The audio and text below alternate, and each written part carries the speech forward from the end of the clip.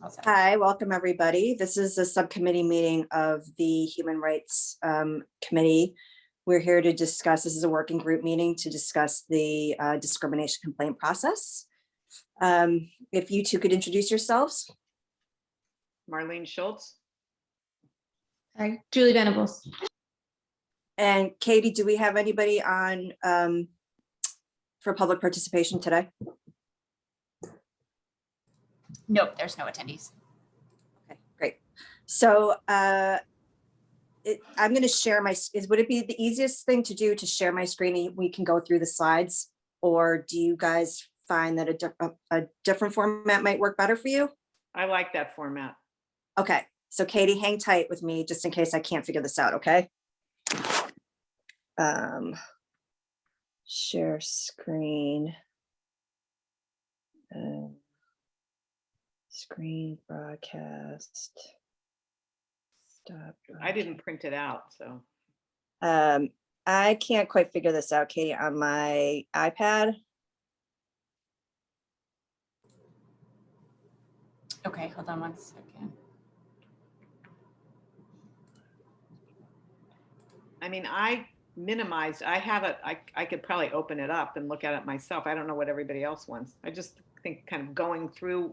Yeah, I what think these together is good. Nicole from NDI was going to try to join or watch because she wants to figure out how this fits in with rapid response. Uh-huh. Cynthia had mentioned that to me and she doesn't have a copy of the presentation. Okay. Yep, let me share.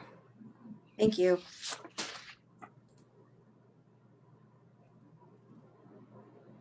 Okay, and just let me, I'm gonna shut my camera off, just Okay. to have folks around me, but if you want me to just go to the next slide, I'll be listening, so. Okay, we can go to the first. So I have a question. Why isn't it called, shouldn't it be discrimination complaint process? Not discrimination and yes. complaint? I'll change that. Okay. Discrimination complaint. Okay. We can go to yes, okay. So this was a very high level. What I wanted to do was just sort of do a high level on the flow chart. And then I kind of dove a little bit deeper into details that we may want to discuss. I'm sure I'm missing quite a few things, but sort of based on our initial conversation and what you sent from Lexington, Arlington, and a few other things, I just kind of pieced this together. So I think you did a good. I think that was good. Okay, thank you. I think this slide is pretty self-explanatory.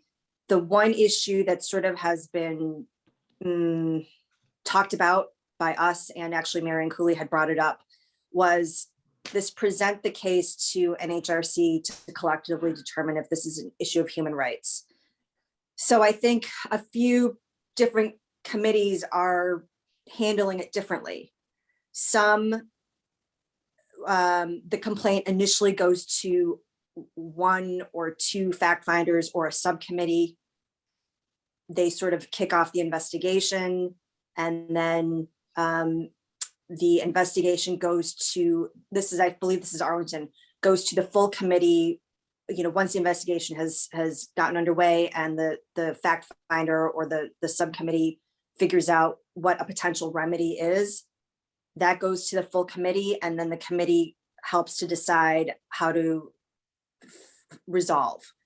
In some cases, which is what we have also discussed, is that it goes to the committee first to decide whether or not it actually needs to go further to a subcommittee. So I haven't really thought through either way what would be better for us as our group. Well, personally, Yeah. I think to have the group of committee members in the Human Rights Committee, once the complainant has been talked to and we get more information than what's just on the intake form, I think it's good to have the body say, yes, this is in our purview. I think just to have two people, because sometimes it's gray. It's a gray area. So the more people who can hear the case, and they will have more questions. I mean, I always think, you know, working in committee is good. You don't want too many people, but I personally like it the way that you presented it. I have one question though. I'm not sure about the wording remedy. Is that what you found on the other, they call it a remedy? I think I saw that somewhere. It was just to sort of figure out a resolution, but Yeah. I'm happy to change, you know. Maybe even the word resolution. Yeah, what kind of resolution or what kind of, yeah, I mean, I just, to me, remedy is more like a medical thing, you know, like to me, I mean, I didn't look up other words, but it just doesn't sit right with me. Julie, what do you think? Yeah, I think something, it feels a little like something more broad might be a bit better, like resolution or Okay. something similar. Yeah, I'm not sure if even resolution is what kind of, but resolution is at least is better. I Okay, think. I'll pop that in there and then we can kind of continue to discuss that. So yeah, I'm sorry. I just wanted No, to. no, it's fine. It's totally That's fine. my reasoning that I like it this way. And then, so then are you imagining that, let's say we take it to the, you know, the fact finder or the group, the duo of fact finders takes the initial complaint, sort of goes over it, brings it to the HRC. HRC decides, yes, we want to go forward. Then does it bounce back to the fact finders Yes. for Yes. more I mean, thorough investigation, figuring out all of the different pieces? Then does it go back to HRC for sort of a final consult on what the resolution should be? Or does that No. duo of fact finders go ahead and take on everything through resolution and then at the end reports back to HRC once the case is closed? Yeah, well, not before it's closed, but Yeah. so the way I see it is, yes, they present it with the information that they have, and then the HRC says, yes, this is in our purview, this is a human rights violation. And then the fact finders are no longer just fact finders, but they're trying to help with the resolution. So they do more investigation of the case and then move to resolution. And then once there's resolution, they present the resolved case to the committee. So it's just like another agenda item every month that's, you know, updates on resolved cases and also new cases that have come in. Right. Okay. That's the way. I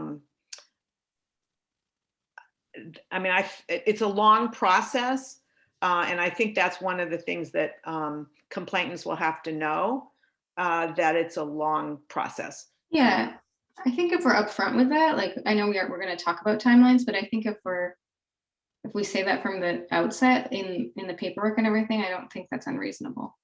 Okay. So, I mean, I think it's either way, it's a long process because again, with Arlington, the individual fact finding team, they basically take it all the way to resolution. And then once they determine what they think the appropriate resolution is, that goes to their HRC and their HRC decides whether or not, yes, we think that is appropriate. So you're either sort of working with the full committee at the front end, yeah, or the back end.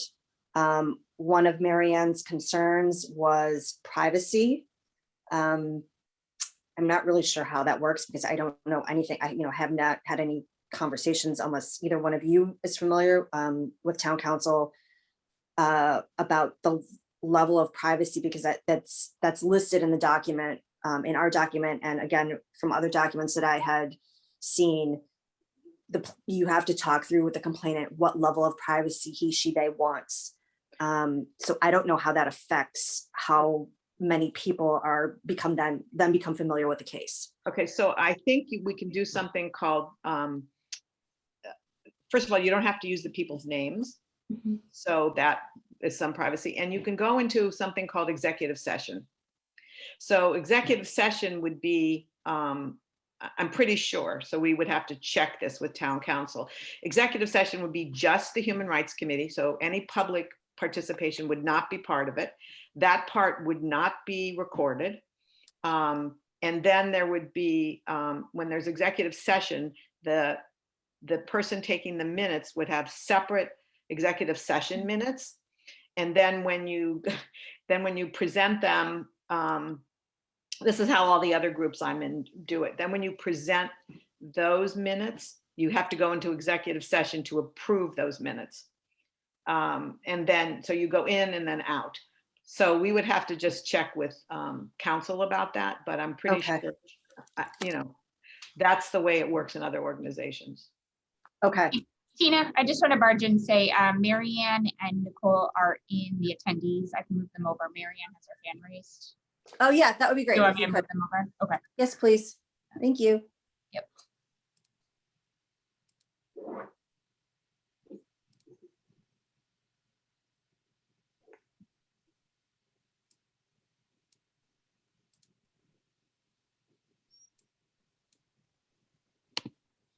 Okay, everyone is a panelist and able to speak. Okay. Marianne, hi. Hi, I had just hoped to join for a little while. My day has kind of gone to hell in a handbasket, but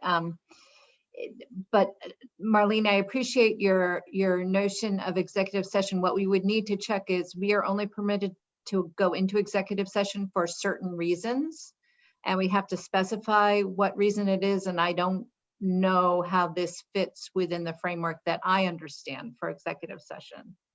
So definitely something to check with council. Right. Okay. Yeah. Okay. Okay, great. Okay, so we're moving toward working with HRC in the front end for our particular committee. Then we go to, does anybody else have any questions or issues about that? If we decide it's not a human rights issue, I think you guys have seen the emails that have gone back and forth about external agencies.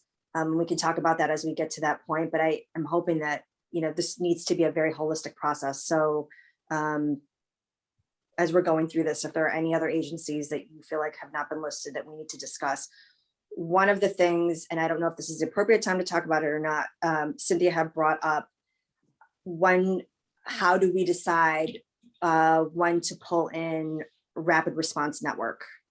I think there's sort of a fine line between what we're doing and what they're doing. Ours is obviously much more individualized. Rapid response would mean, okay, this is really affecting a whole group of people or is really affecting the community. When would we decide to incorporate rapid response? And what would that process look like?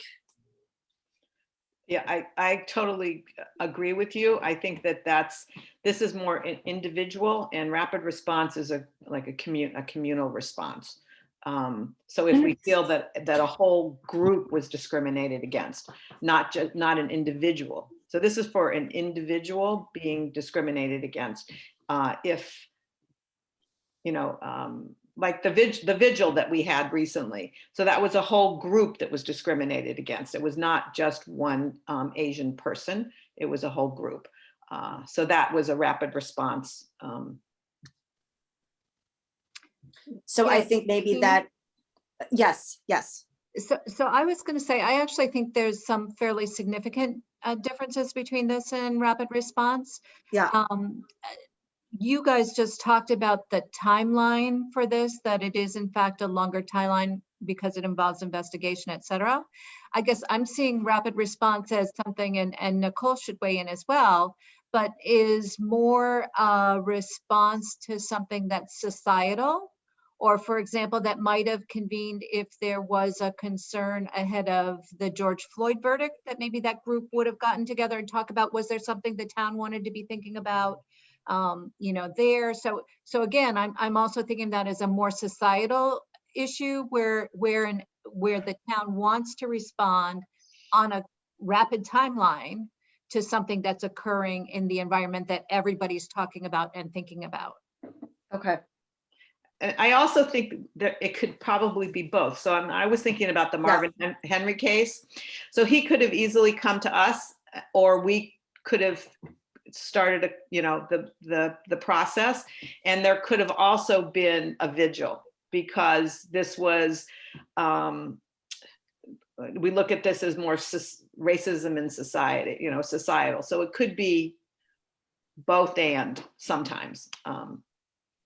So I think Nicole should weigh in, but I see Marvin Henry again as being maybe a little bit different. It may go to that rapid response network, but it would, in that case, it would have been something where you would have been involved. You would have started some investigation to understand the context for what happened, right? And then there may have been a decision that maybe a vigil was an appropriate action that should be taken. And at that point, you would have reached out to other partners in the absence of the rapid response network, but you would have reached out to other partners to put together a vigil. So it doesn't have the same urgency, I guess, that I'm thinking about with rapid response. We as a town organization would have had the capacity to respond to something like that, I think. Okay.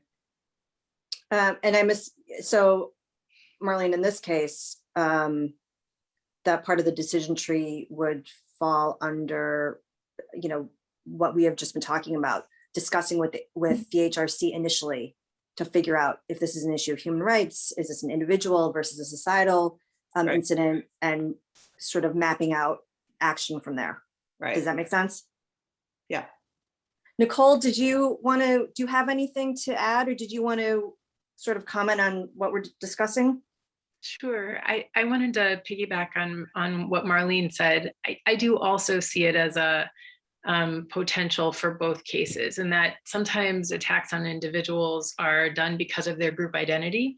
Yeah. So while it is an individual being attacked, it might be that family members or others hear about it, and it becomes very quickly a community issue. It might even be the case that through those informal channels, the network would hear about it before the Human Rights Commission, right? So there's this excellent formal process. It's really neat to see the flow chart.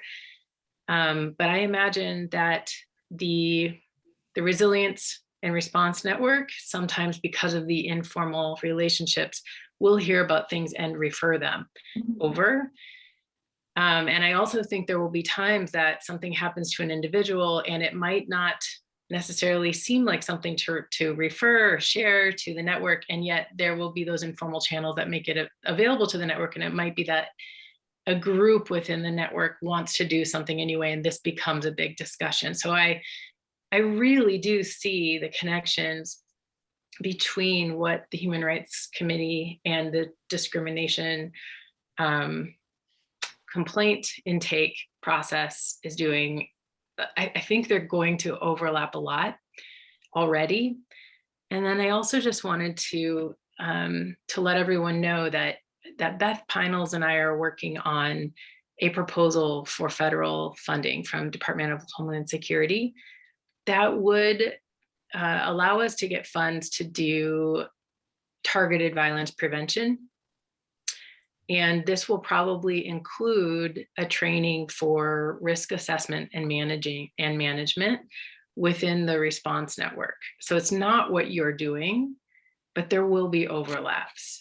So for instance, anybody who is targeted with violence or bullied or harmed on any like identity-based level, or anybody who seems like, they show indicators of perpetrating such violence, these are things that we would be aware of within the network, and we would probably be communicating to you and would really very much like to have a reciprocal communication about such things. So just like a heads up that this is, we may not get the funding, it's a competitive grant, but it would probably mean that this partnership between the Human Rights Committee and the person who's on the network,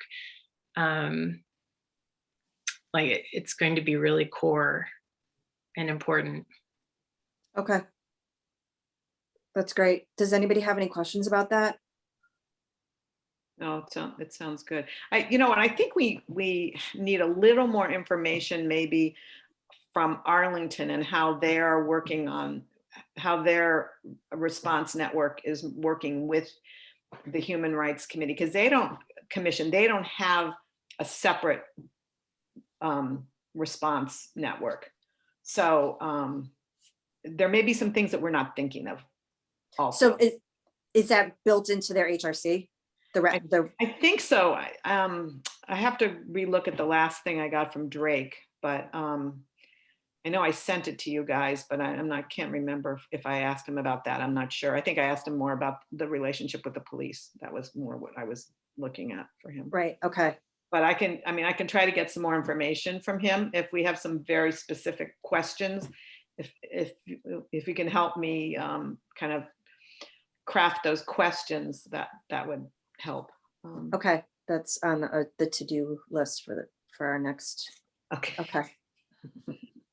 Because he's really great about that. Okay, responding. great. That's fantastic. Yeah. So are we happy, or are two fact finders to investigate the case? The last time we discussed, Marlene, you had some really good points about two things. Having more than, in Arlington, I know it's one, they assign one person per month. In the case of two fact finders, it helps to create a check and balance system to make sure that all of the information is thoroughly gathered and investigated. It helps to check potential biases. And it also helps to pair up, if possible, when possible, a novice fact finder with somebody that is more experienced in these types of handling these types of cases, so that we're really providing the utmost that we can for the complainant. Are we in agreement that we want to move ahead with a minimum of two fact finders per incident if we decide that this needs to go forward to some sort of resolution? Yes. I would think so. I want to make sure, though, that the fact finder is also the person who initiates the contact with the complainant, because I think it's really important that we don't change on that person, because they're sharing something very personal and difficult, and you start to develop a relationship. So I want to make sure that we're not inserting a new person for them to have to deal with, or to have to tell their story over again, which they may have to in some point, but to start to develop that relationship. So I would like somehow, not necessarily on the flow chart, but somewhere in the description, that we are very clear that there will be one person who carries through. So I think, it's probably going to be an initial person who does the contact. And then when we get to the more of the fact finding, I think it should be two. So I think we can have the schedule kind of thing, like, ahead of time we assign people their months or whatever, and then with the understanding that you're going to follow through with the case, even if you get it on day 25 of your month. Yeah. Okay. I'm not seeing everybody on the Human Rights Committee as people who should be doing this piece. I think there are some people on the committee who are better suited for this role than others. Yes, I agree. So we can certainly discuss that in detail once we get to the point where we need to really figure out the logistics of it. But I agree, because there's also going to be some training involved, and it's going to be a time commitment. And you have to be able to respond in a very timely manner, right? I mean, especially once we lay out the timeline. So those are just skill sets, administrative skill sets that people need to people need to have in order to be successful at this. Administrative and personal. Yes. I mean, some people are more empathetic, or know how to do that better. Some people are more sort of business-like, and I think we need that empathetic piece. Someone's coming to us with something difficult, and we need to be able to respond in an appropriate way. Okay, great. We've been going back and forth on mediation versus conciliation. I looked it up. I can't figure out the difference between the two. So I sent what I Googled it. I sent it to Jen. I said, Jen, what does this mean? She said, I don't know. It sounds exactly the same to me. So you know what? I know that there was a difference on one of the sites, and maybe it was Arlington, but I know that when I was trained in conciliation, that was when I was on the Cambridge Human Rights Commission. I did what they called conciliation. When it was mediation, it was more something that MCAD did, Mass Commission Against Discrimination. So because that was more legal, and we're not doing legal. We're doing, I don't know what the opposite of legal is, but we're doing communal. Let's call it communal. I don't know what else to call it. I had the same understanding as you, Marlene, from when I was looking into it, that conciliation is trying to get the two parties to kind of figure out if there's something they can agree on, and then mediation is a more professional person actually inserting themselves into the conversation. That's the difference that I understood, but I don't know. Right. When they can't come to conciliation is to try to get them to an agreement, and then you go to mediation when there's just no way that the two people can come to an agreement. Nicole, do you have any input on that? I think that sounds right. That sounds right. Okay. Yep. So let's that definition though, Marlene, about conciliation is a process of working to agreement. And when you determine you can't, then it gets referred to somebody who, in mediation, ultimately a professional mediator is going to make a decision at the end of that process. Right. If you agree to go into mediation, and a judgment is given. So and we're not looking to do that. We're looking to, if we get to that, they get referred somewhere else. That's not the role of this group. Right. But it does say that as part of the training, there must be something that helps you to identify when you're at the end of the conciliation road. Right. Okay. So we'll keep our language as is. I'm just writing this down. Katie, next slide, please. And you guys, sadly, I'm going to hop off, but I will try to watch the end of this. I'm going to try to stay up with your process. I thank you for all your work here, and I'm grateful that you're doing this. And sorry that I can't be here the whole time, which was my intent today. Thank you, Marianne. Thank you. Thanks for being here. Bye-bye. Bye. Okay, so again, pretty self-explanatory. We have conciliation works. We figure out the resolution has been agreed upon between the complainant and the respondent. We go to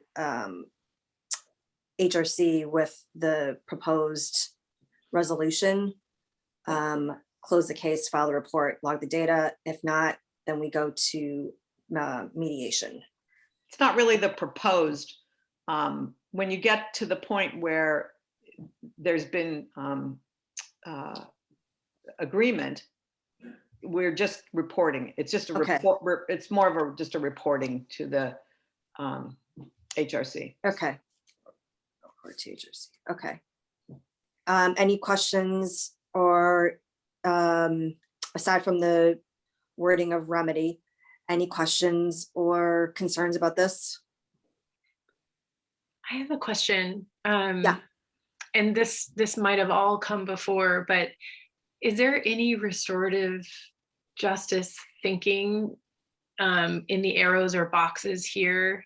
Has that been something that's been talked about, or is it just one of many possibilities within the remedy word? Yeah, we're changing that to resolution, by the way, rather than remedy. But I think it's one of the possibilities. We haven't talked about it, but that was in my head. That was one of them. I figured because of the work that that you've done at my neighbor's table. So thank you. That's great. Just wondering. Yeah, we need to discuss, do a deeper dive into what resolution actually means and looks like, potentially. Okay, next slide. So now we're getting into more detail about the process. What is the time frame? between the complaint intake form, when the form is received and initial contact. Arlington uses a hard stop of 24 hours. I feel like that's very reasonable. Does anybody have any comments about that? I was thinking that it should be 48 hours. The Okay. reason being, what if the form comes in over a weekend? Is it, reasonable to think that maybe the person who's assigned is not around, or nobody picks it up? It's a weekend, and the complaint is coming in, actually, I don't know if it's coming in directly to us or if it's a form. Right now, when something comes to us, I think Sandy Sincata sends it to us. Is that right, Tina? So both Sandy does send it, but also for now, Amelia is monitoring that Right. inbox. But I'm talking about, I don't know if the stuff always comes in just to our Gmail account, or if it This goes. should, if we have say over it, I think it should go right to our, whatever email it is, if it's our regular one, or if we establish a new one, I think this should come right. Yeah, so right as of now, anything that Sandy has forwarded to me has only been through our Gmail account. Gmail account. But I don't know. I mean, so people may be reaching out to other contact email addresses. I'm not aware of if that is actually happening. So we have our own Gmail account, but that's not the account that you go through, I don't think, through the town. But I don't know. So I think we need to look into that, but that's one of the reasons that I'm thinking, if it goes to Sandy, she doesn't work on the weekends. Right. And that's one of the reasons I was thinking it should be 48 hours. Okay. Does that make sense to? Yeah. That makes complete sense. I mean, yes, ideally 24 hours is great, but I want to be realistic. Okay. It could be 24 hours on a business day. Mm-hmm. So if it's a Friday, they'd expect a response on Monday. Right. Have you thought about a phone line? We haven't really talked about that. I know that's what Belmont does.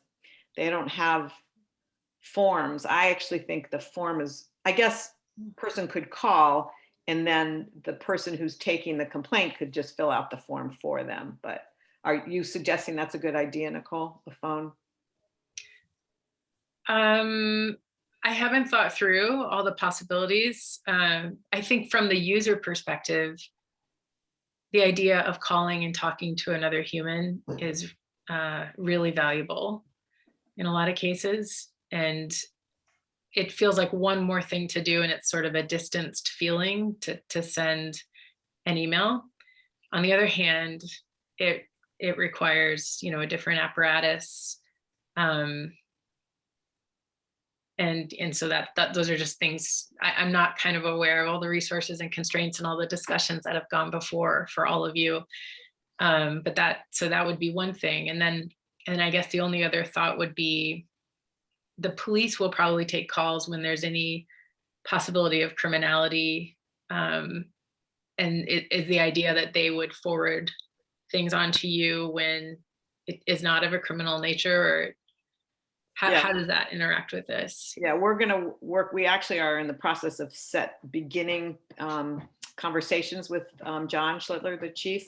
And we are there's a subcommittee of us who are going to meet with him to talk about this, because that's really important. Is in Arlington, most of their complaints come through the police.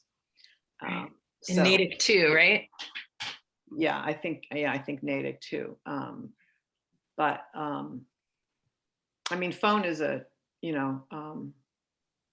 possibility. I don't know what that means. It would go into a voicemail, and then someone would be checking the voicemail.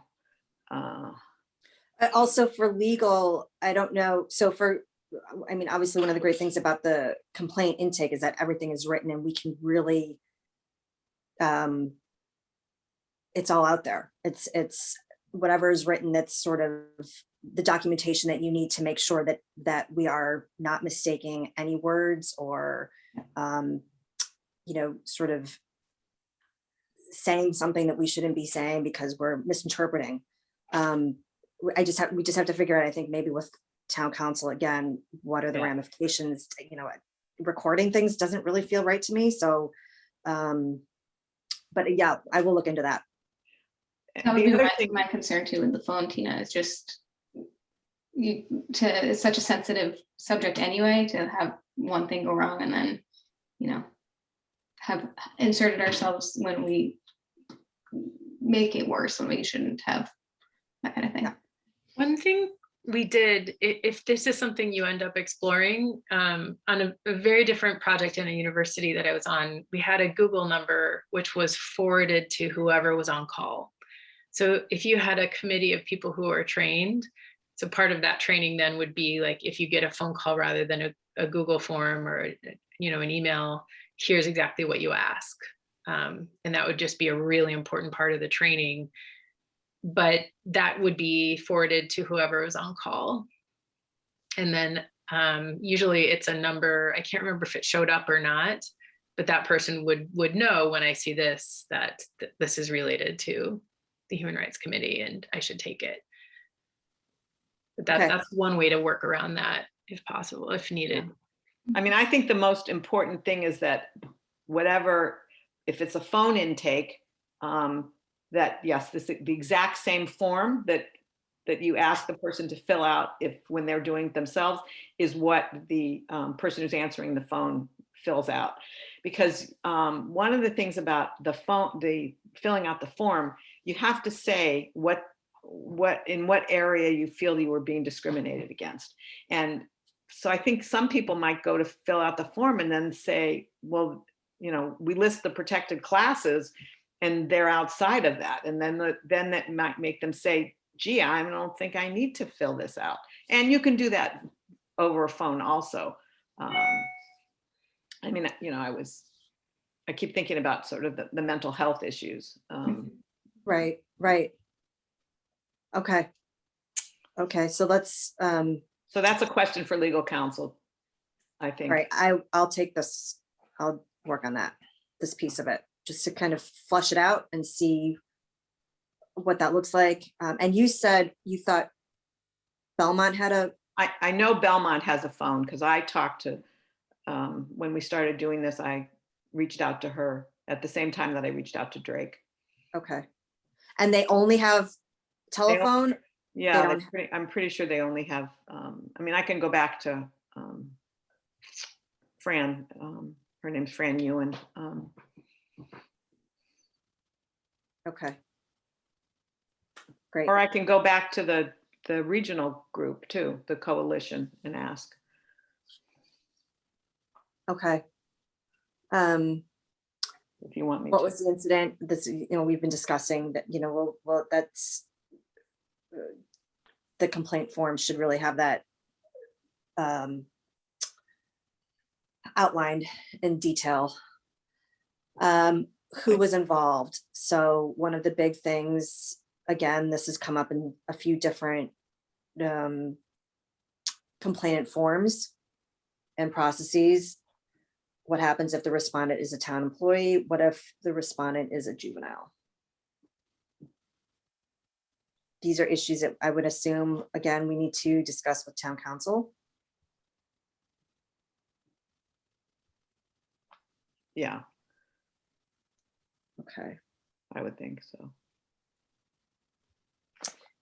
When did the incident occur? So sort of all over the board. I've seen 6 months, I've seen 4 months, I've seen, I think, 40 days.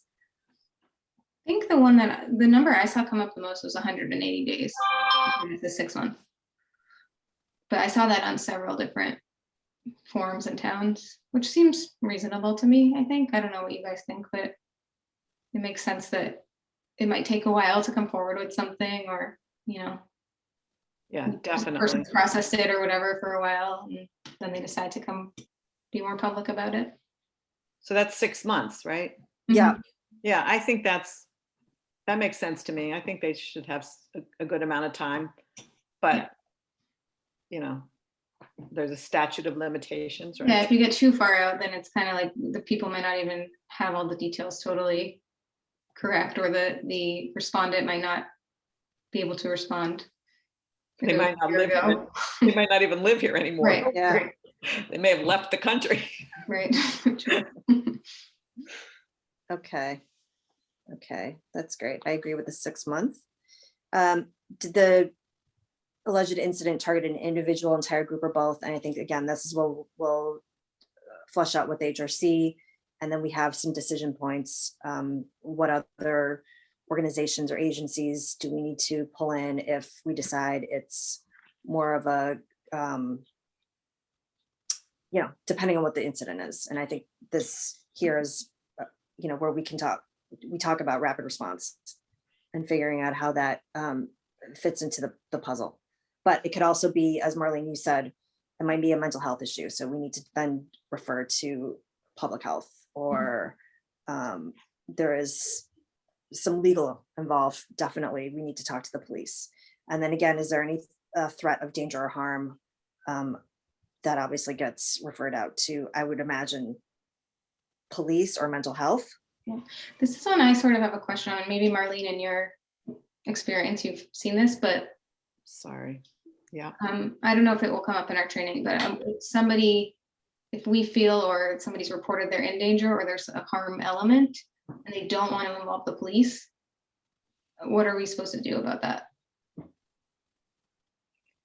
Well, we have to honor their request.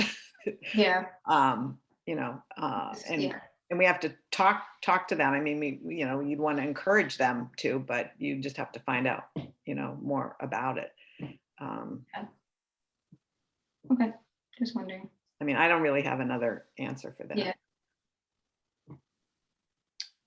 Have you experienced, Marlene, in any of your, in any Yeah, of there were people who did not want the police involved. And I think even more, we probably get that even more so today. Mhm. Because I haven't done this, I mean, since I've been in Needham, we really haven't had this kind of a process in place. So I haven't done this for a while. But that would be maybe something else we should find out. Was there anything in the documentation that Drake No. sent us about that, Tina? No. It was just a question, is there any threat of danger or harm? So there might be a completely separate protocol for that. Yes, call the police, or no, we don't, the complainant does not want the police called. These are the next steps. So we can do a deeper dive into that as well. Yeah, I can ask Drake about that. Okay. Katie, next slide, please.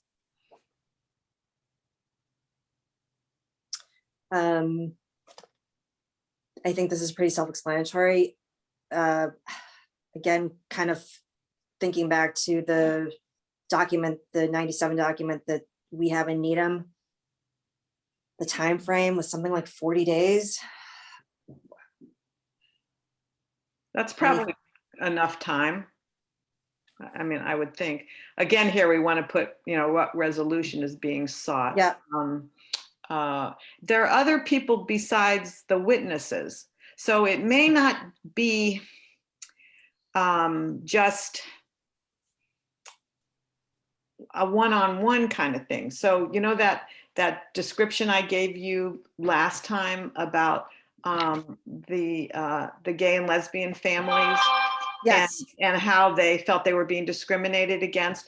So we had to do a lot of talking to the principal, the superintendent. So the investigation is it's not necessarily just witnesses. Right. So it needs to be broader than that. So witnesses and other Related parties. yeah, maybe that. Key informants. Yeah, key informants, yeah.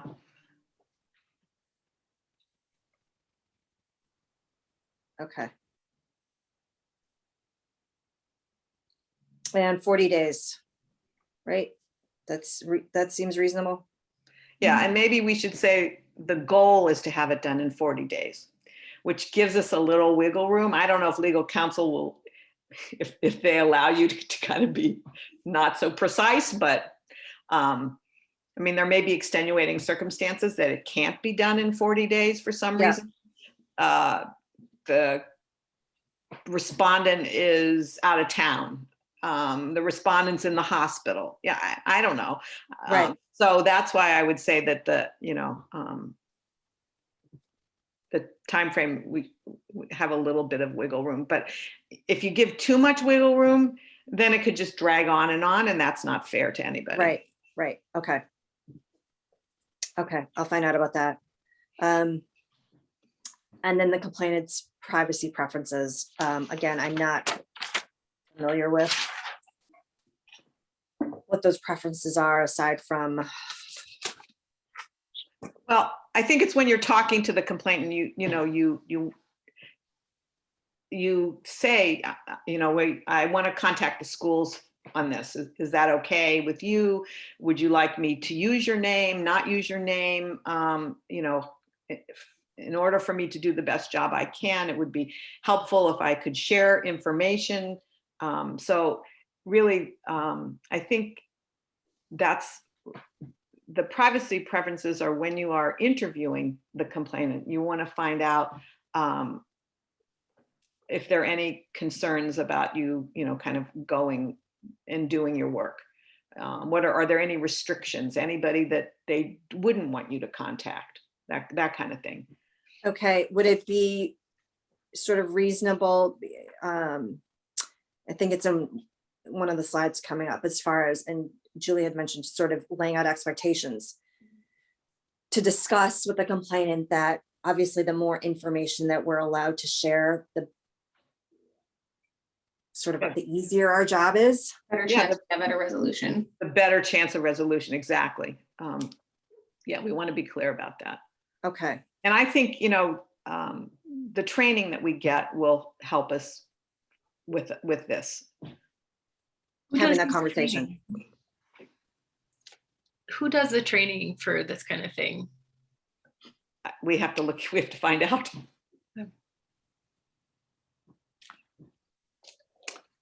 I can't remember who did the training for me.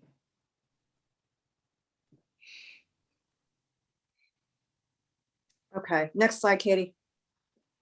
But I can ask Drake about training. Yeah, I'm sure they must, I mean. Yeah. And then we are going to need funds to be trained. That's correct. So that's something we're going to have to get from the town. Yeah. I know that was one of the questions Marianne had early on. Yeah. Okay, so bringing the case to a close. I guess provide recommendations isn't really, it's reporting back to HRC Right. So I'm going to get rid of that. What the resolution is. What the resolution is. It's report back. And then logging the data. So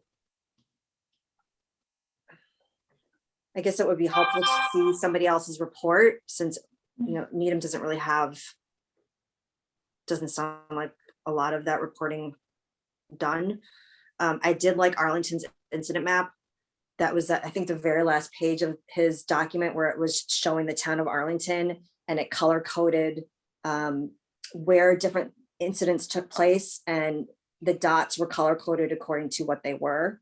So one might have, one color coded dot referred to maybe like destruction of property. Another one might have been verbal, a verbal altercation. But I thought that was a really kind of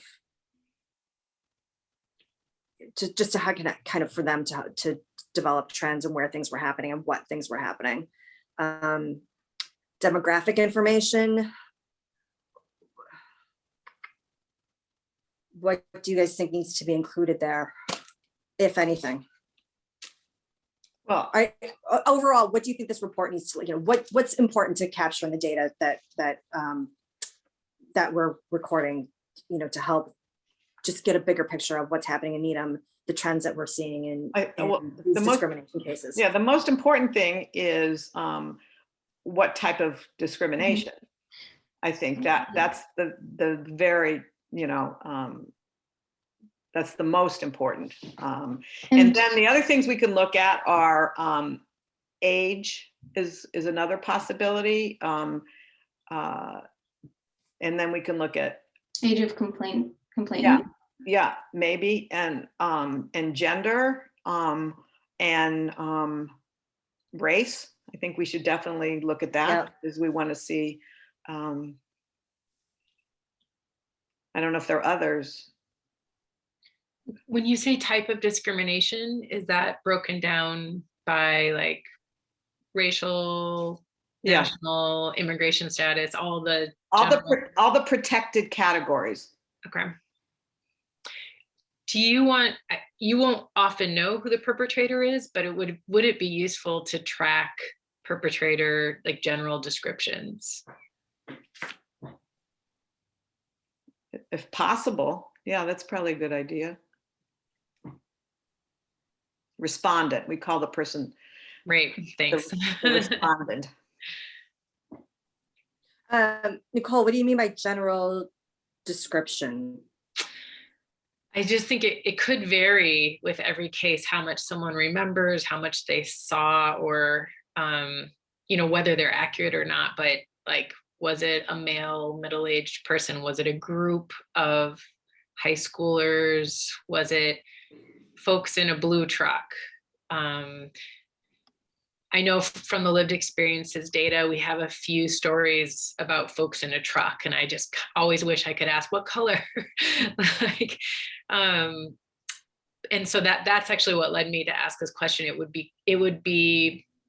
potentially, it takes a minute to fill in whatever descriptors one has, and it may or may not be useful, but if it at some point leads to some patterns, oh, there is this truck thing happening in it, there is a blue truck, or that just kind of gives us a leg up,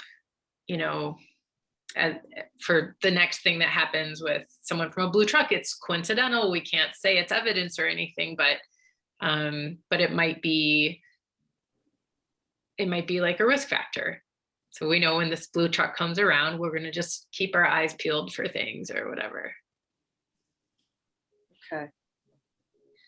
I had mentioned categories. I don't know if that falls into type of discrimination, but was this an issue of housing? Was this an issue of fair lending and credit practices? Was this an issue that happened at school? Was this a criminal issue, an issue of vandalism or assault? Do you guys feel like that is anything that we need to log? Yeah, I think our form will have, most of the forms have those two things separate. So like the general category, like housing, education, and then I guess we're calling it type of discrimination or whatever we want to call it here, but race, whatever more specific reason that they think they were discriminated against in this broader category. So I think it's important to have both. Yeah, I think if we look back at the forms, and I haven't looked at those for a while, we have quite a few forms, and you're absolutely right, Julie. I think we can look at those and get a lot of the data from those. Yes. I guess it would also be might be interesting to log how long it took to come to resolution. Or was it resolved? Or what? Was it resolved? And then if so, because we'll want to see how many are resolved year over year. Right, and we want to have numbers like this many in 2021. We had this many complaints in 2021 and this many closed cases in 2021. Okay. Or this many referred. So I think we want to. Where you refer to could be really important too. Like this many went to mental health, this many went to police or whatever. Yeah. Okay, that's great. Track. Next slide, please.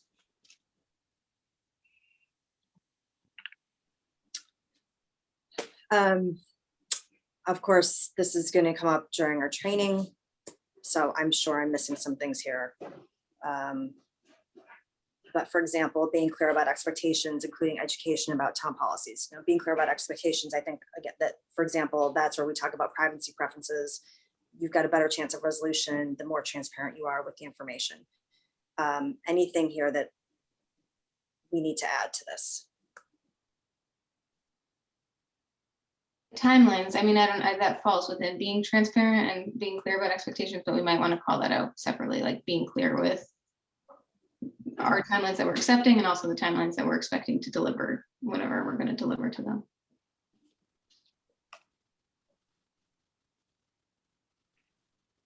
Okay. Symbols.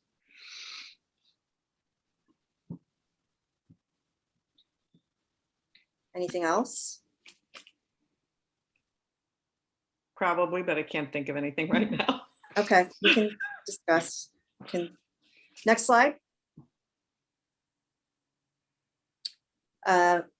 Okay, so this was just sort of a list of things that, as I was going through this presentation, the deck, just things that were other additional questions that may or may not have been answered in the previous slides to consider. So for example, we need a complaint intake form.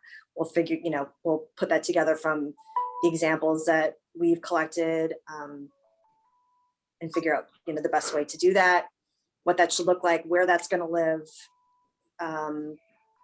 Sorry. As far as email, do we want to incorporate a phone line to also handle this intake information?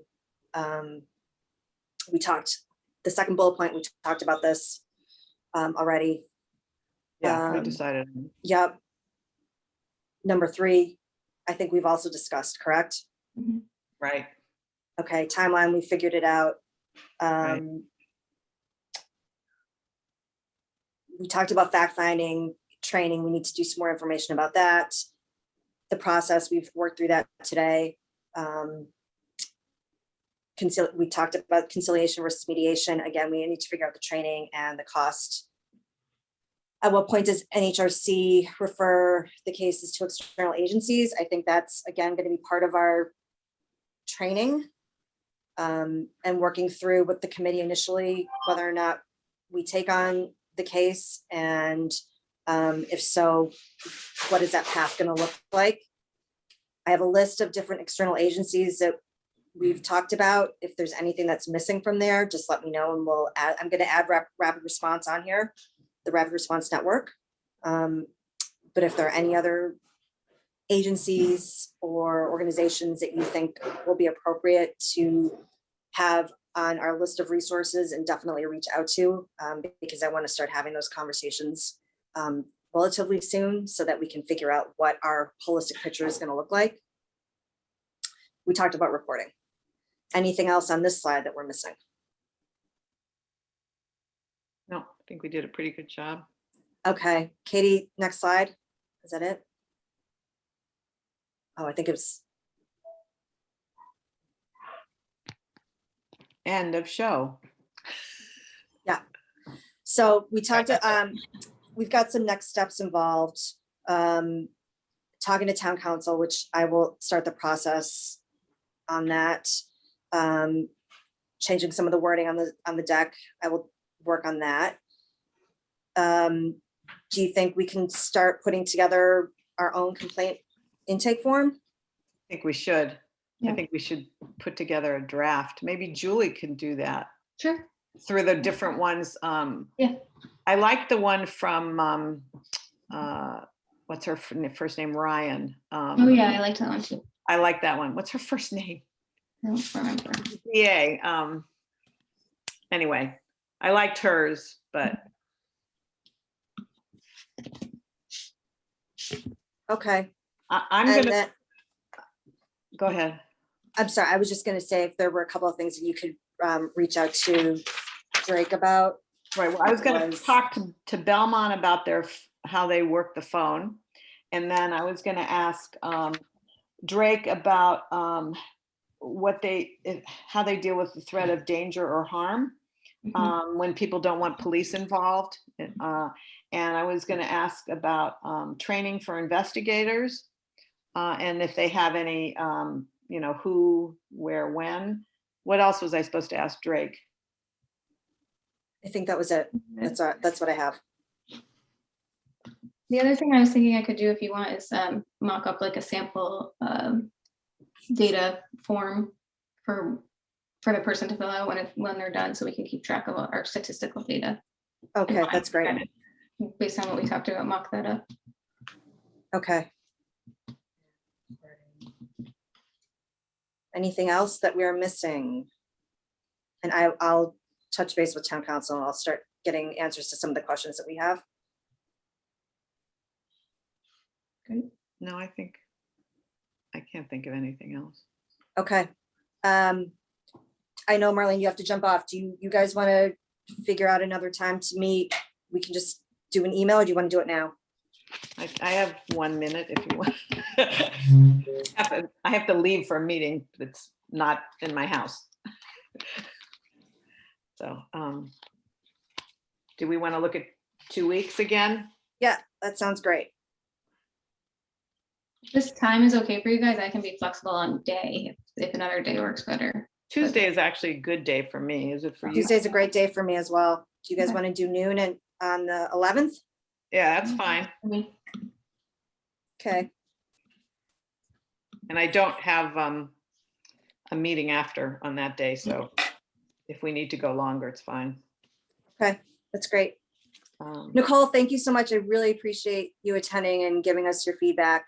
Thank you for having me. And this looks really great. I'm very excited that Needham As will we have start to develop more of this process, we'll be in touch with you about, I'm sure, more questions and how we can really work more closely with Rapid Response on this. reach out anytime. And then keep us posted on the grant. We will. Okay. Okay. Guys, I'm gonna go. Really Thank you, Nice to guys. meet you, Tina and Julie. nice to meet you. Bye-bye. Okay, we'll talk to you soon. Bye.